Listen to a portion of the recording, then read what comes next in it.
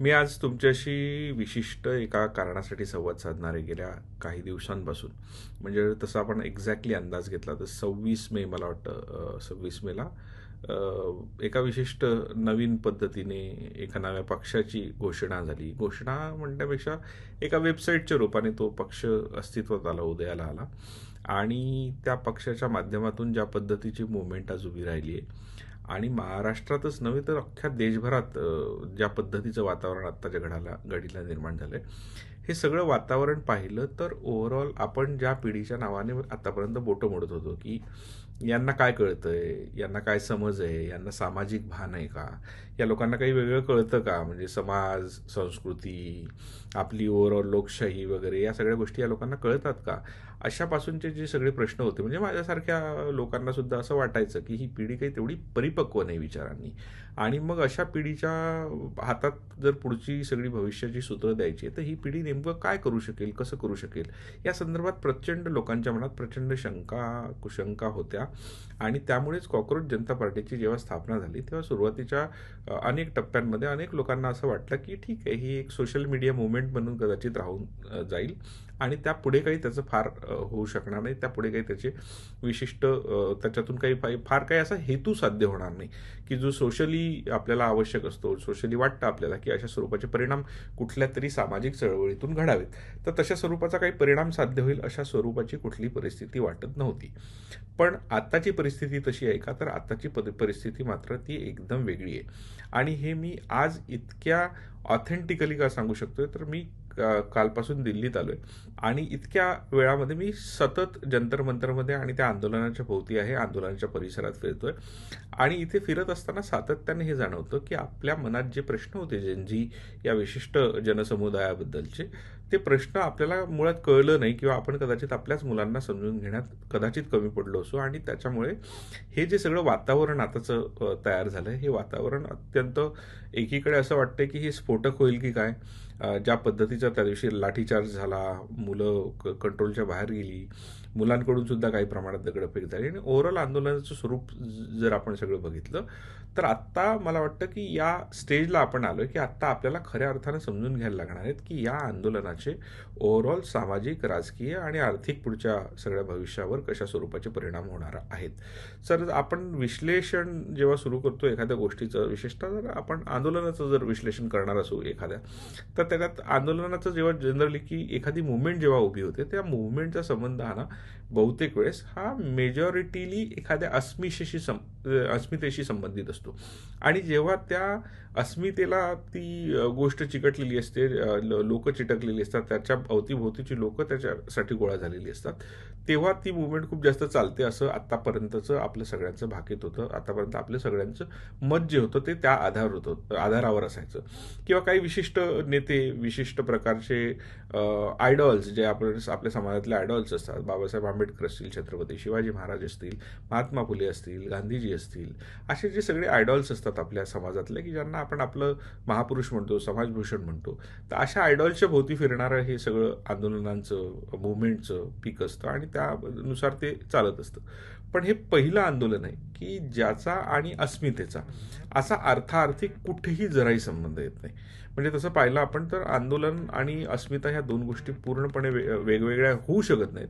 पण या आंदोलनात मात्र ह्या दोन्ही गोष्टी पूर्णपणे वेगळ्या झालेल्या आहेत. आणि कुठल्याही परिस्थितीत आता असं दिसतंय की हे अस्मितेशिवाय पुढे चाललेलं जे आंदोलन आहे ते आता खऱ्या अर्थानं बाळसं धरू लागलंय किंवा त्याला एक एक स्वरूपाचं परिपक्व स्वरूप आता यायला लागलेलं आहे. दुसरी जर याची आपण जर एकंदरीत सगळी बैठक जर तुम्ही सगळी बघितली तर याला कुठली अशी संघटनात्मक वगैरे अशी रचनात्मक काही बैठक वगैरे नाही आहे. एक रॅन्डम वेबसाईट, एका वन लाईनरचा थॉट आहे तो कॉक्रोच जनता पार्टी. आणि तो तसं पाहिलं तर एक प्रकारचा उपहास आहे. म्हणजे ज्या पद्धतीने आपल्या देशाचे न्यायाधीश त्यांनी ते कॉक्रोच आहात असं बेरोजगारांना एक कमेंट केली आणि त्या कमेंटवरून उपहासात्मक रूपाने उभी झालेली एक वेबसाईट, त्यातून पुढे त्याला आलेलं फॅन फॉलोईंग, त्याचा सोशल मीडियावरचा क्रेज आणि ते सगळं इतकं वाढत गेलं, इतकं जबरदस्त त्या सगळ्या गोष्टीचं जो सोशल मीडियाचा प्रेझेन्स असो.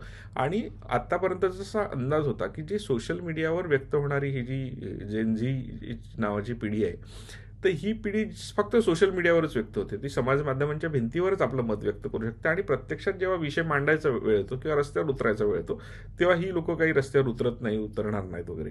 पण परिस्थिती कम्प्लिटली याच्यापेक्षा उलटी झालेली दिसते. म्हणजे आत्ताची जर सिच्युएशन आपण ओव्हरऑल जर बघितली या सगळ्या आंदोलनाच्या याच्यातली, म्हणजे 16 मे 2026ची त्याची स्थापना आपण जर बघितली, तर ती स्थापना, त्याच्यानंतर त्याचे इंस्टाग्रामवर असलेले त्यांनी आतापर्यंत नोंदवलेले जे अनुयायी आहेत, जवळपास 2-2.25 कोटी च्या जवळपास त्यांचे अनुयायी तिथे आहेत, फॉलोअर्स ज्याला आपण म्हणू शकतो. ट्विटरवर सेम परिस्थिती आहे, नोंदणीकृत सदस्य त्यांच्याकडे बऱ्यापैकी आहे. आणि अशा पद्धतीने हे इतकं वाढत चाललंय. म्हणजे आता असं जर आपण याचा ओव्हरऑल थोडासा स्टॅटिस्टिकल विचार जर आपण केला, तर आपल्याकडे बघा जवळपास 551 भारतीय शहरांमध्ये तशाच 14 परदेशी वेगवेगळी ठिकाणं, हे सगळं जर आपण एकंदरीत लक्षात घेतलं, म्हणजे अगदी हिमालयन PRF पासून सगळं, तर जवळपास 5432 वेगवेगळ्यापेक्षा अधिक ठिकाणावर आपल्याकडे या नीट आणि या संदर्भातल्या ज्या परीक्षा असतात त्या परीक्षा होतात. जर तसा ओव्हरऑल विचार केला आपण, तर सुमारे जवळपास 1-1.5 लाख विद्यार्थी जे असतात ते पदवीपूर्व वैद्यकीय जागा मिळवण्यासाठी ओव्हरऑल त्या सगळ्या सेंटर्समधून वगैरे वगैरे त्या जागा एवढ्या असतात. आणि त्या जागांसाठी खूप मोठ्या प्रमाणावर हे विद्यार्थी अर्ज करतात आणि लाखोच्या संख्येने विद्यार्थी त्या याला परीक्षांना बसतात.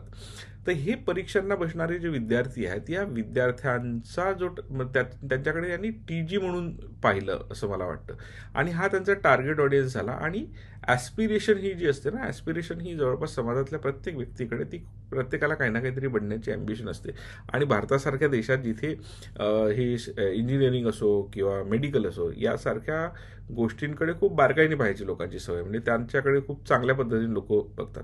तर नेमकी ती कॉकरोचची ठिणगी पडायची वेळ, आणि ती कॉकरोचची ठिणगी पडली त्याच वेळेस नीटचा विषय झाला, नीटचा पेपर लीक झाला, त्यात 22 विद्यार्थ्यांनी आत्महत्या केल्या.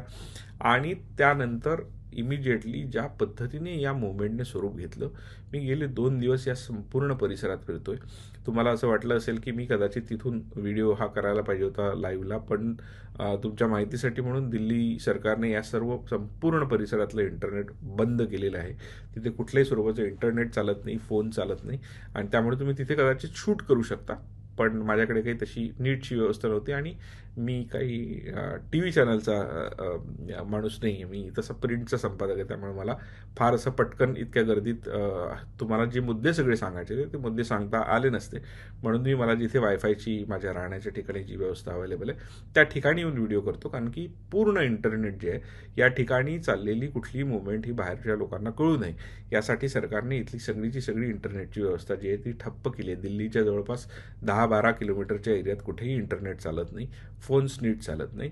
शिवाय आता दुपारीच मी जेव्हा काही ठिकाणी फिरत होतो इथे आजूबाजूला, आणि तिथे फिरत असताना अचानक काही दुकानदार बोलताना मला दिसले, आणि त्यांच्याशी बोलताना कळलं की सरकारने त्यांना एका मेसेज थ्रू निरोप दिला आहे की संध्याकाळी 6:30 वाजता त्यांना सगळी दुकानं बंद करायला सांगितले. त्यामुळे 6:30 वाजता दुकानं बंद झाली आहेत, पण दुकानं जशी बंद झाली तशीच प्रचंड विद्यार्थ्यांची गर्दी या परिसरात वाढली आहे. आणि ती गर्दी इतकी जास्त आहे की या इतक्या गर्दीच्या ठिकाणी जर सरकारने काही काय बचावात्मक पवित्रा म्हणून किंवा विद्यार्थ्यांना या आंदोलनापासून रोखण्यासाठी म्हणून जर कुठल्या स्वरूपाचा निर्णय घेतला किंवा कुठल्या स्वरूपाचं डिसिजन घेतलं, तर कदाचित आता ते खूप स्फोटक अशा स्वरूपाचं ठरू शकतं. सो ओव्हरऑल जर आपण या सगळ्या आंदोलनाचा विचार केला, तर या आंदोलनाचं जे मूळ होतं ते मूळ आणि आत्ता हे आंदोलन ज्या वळणावर येऊन ठेपलं याचा तसं पाहिलं तर काहीच संबंध नाही. म्हणजे कॉक्रोच, त्याच्याशी रिलेटेड केलेलं स्टेटमेंट, त्या वनलाईनरवरून तयार झालेली पार्टी, आणि त्यानंतर आलेला नीटचा मुद्दा, आणि त्यांनी जाहीर केलेला त्यांच्या कॉक्रोच पार्टीचा जाहीरनामा, या दोन्ही गोष्टींचा तसं पाहिलं तर अर्थार्थी काही संबंध नाही. पण ज्या अर्थी विद्यार्थी आहेत, म्हणजे जे सगळे त्यात पार्टीचे संस्थापक म्हणा किंवा सहभागी होणारे जे सगळे आहेत, ते सगळे सगळे विद्यार्थी आहेत, आणि त्या विद्यार्थ्यांनी हे इतक्या जबरदस्त पद्धतीने हा विषय लावून धरला आहे. म्हणजे ती जी सगळी विद्यार्थी होते, म्हणजे आता जर तुम्ही 2026चा जर नीट आणि UGचा डेटा जर बघितला, तर जवळपास 22 ते 25 लाख उमेदवार या परीक्षेला बसले होते. आणि ते सगळ्या उमेदवारांवर ज्या पद्धतीचा मानसिक स्वरूपाचा त्यांची मेहनत वाया गेली, त्यांनी इतक्या वर्षभर काम केलेलं असतं. खूप लोक ड्रॉप घेतात, परत पुन्हा परीक्षेचा प्रयत्न करतात. मी काही अशा लोकांना भेटलो गेल्या 2-3 दिवसांमध्ये, की त्यांचं काय स्वरूपाचं 1 वर्ष जेव्हा वाया जातं, हे विद्यार्थी काय पद्धतीने काम करत असतात आणि कसा अभ्यास करत असतात. आणि ते सगळं होत असताना जर अचानकच तुमचं जर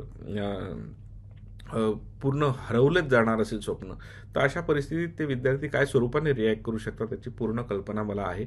आणि तो अनुभव मी गेले 2 दिवस घेतोय, की आजूबाजूचं वातावरण जे आहे ते अत्यंत तीव्र स्वरूपाचं असं म्हणता येईल. विद्यार्थी खूप जबरदस्त रिॲक्ट करतात, त्यांच्याकडून खूप अजून रिॲक्शन्स येण्याची शक्यता जास्त वाटते. सरकार त्यांच्याशी डायलॉग करायचा प्रयत्न करतं, सरकारच्या वतीने त्यांच्या ठोकताळ्यांनुसार काम करायचा प्रयत्न करते, पण हे विद्यार्थी कुठल्याही परिस्थितीत हे आंदोलन जे आहे ते मागे घ्यायला तयार नाहीत. आणि धर्मेंद्र प्रधान जे आपले शिक्षण मंत्री आहेत, त्यांचा कुठल्याही परिस्थितीत राजीनामा घेतल्याशिवाय हे आंदोलन मागे घेतलं जाणार नाही, अशा सारखी या मुलांची भूमिका आहे. सो ओव्हरऑल जर त्यांची भूमिका आत्ताचा त्यांनी जो TG प्रमाणे तो सगळा विचार केला होता, तो TG आणि ही जर सगळी व्यवस्था जर आपण बघितली, तर आत्ताच्या घडीला असं दिसतंय की हा विषय फक्त शिक्षणापुरता मर्यादित राहिला नाही. या अनुषंगाने तिथे आलेली लोक ज्या पद्धतीच्या घोषणा देत आहेत, ज्या पद्धतीचे विषय मांडतात, ते विषय मांडताना त्यावरून हे लक्षात येतंय की लोकांच्या मनात प्रचंड राग आहे. या व्यवस्थेबद्दल लोकांना काहीतरी वाटतंय, या व्यवस्थेच्या झालेल्या अवस्थेबद्दल लोकांच्या मनात चिंता आहे आणि ती चिंता मोकळेपणाने व्यक्त करून देण्यासाठी लोक तिथे खूप मुक्तपणे व्यक्त होत आहेत. म्हणजे मी म्हणेल की जंतर मंतर हे आत्ताच्या घडीला काय आहे, तर जंतर मंतर हे लोकांनी त्यांच्या मनातल्या प्रश्नांचा भडीमार ज्या ठिकाणी काढता येईल अशा सारखं एक स्वतःसाठी तयार केलेलं व्यासपीठ आहे असं आपण म्हणायला पाहिजे. महाराष्ट्रातील सर्व बातम्यांचे विश्वासार्ह व्यासपीठ, सकाळच्या सर्व सोशल मीडिया प्लॅटफॉर्मला लाईक, फॉलो आणि सबस्क्राईब करा. तसंच सर्व नोटिफिकेशनसाठी बेल आयकॉन प्रेस करायला विसरू नका.